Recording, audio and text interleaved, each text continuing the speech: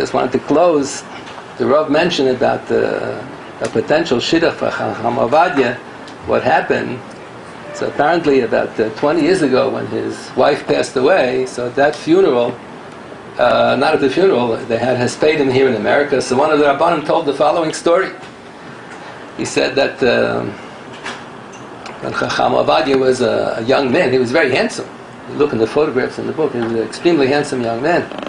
So a Talmid Chacham came to the Rosh Yeshiva, and he said he needs a very learned boy for his daughter. His daughter wants to marry Talmid Chacham. So the Rosh Yeshiva said the one who's head and shoulders above everybody else is Ovadia Yosef.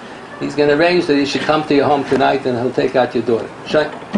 So he says, make sure your daughter's dressed up nicely. He's going to send the boy there.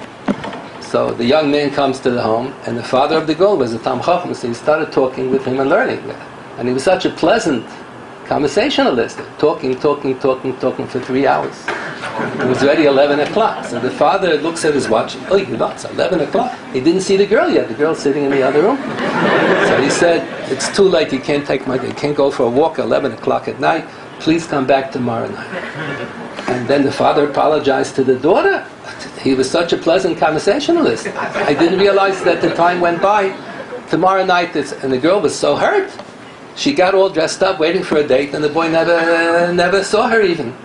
So she said to the father, she didn't want to go out the next night either, but the father insisted. He's such a big Talmid Chacham. So I said, okay, but she insisted, make sure you only talk a half an hour. So the young man came the next night. The Abite did the same thing. Talking. He looks at his watch, it's 11 o'clock already. He couldn't believe it. Again, the same thing happened. So he asked Ovadia, said, please come back tomorrow night and take out my daughter. So he said, fine. The girl didn't want. So the father kept on pleading. So finally, the girl agreed, but she said, this time, don't talk and learning at all. Just give him a little cake and a cup of tea, and that's all. And then we're going to go out. So the father said, okay, I'm not going to talk and learn. So he came the next night. He had the cake and the tea, and he said, Abracha Achrayna. And the father didn't say Abracha Achrayna.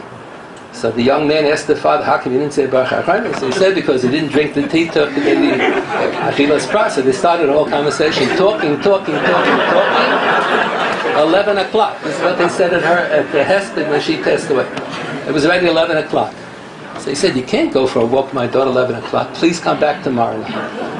Then he told the daughter that it's his fault. The daughter said, I'm not going to go out with him. Goodbye. I'm not finished. If he's not enough of a mensch, he talks all night long. You didn't realize. He should have realized that. She refused. She's not going to go out with him. So the next night she didn't get dressed up. She was wearing a plain dress. She didn't want to get dressed up. So the young man came again to take out the girl. And the father started to apologize. His daughter refused to go out with him. She's b'shum ofen, she's not going to marry him. She's not going to go out with him.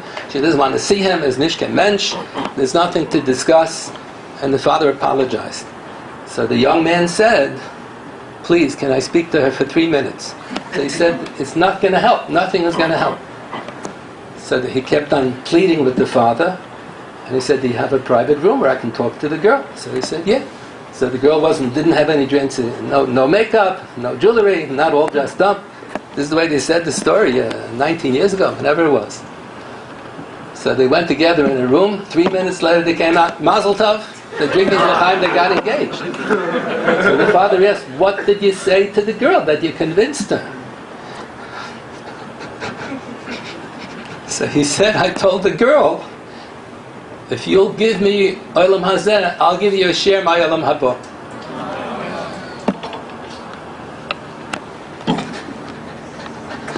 I think they're both sharing a big chelik in olam haba.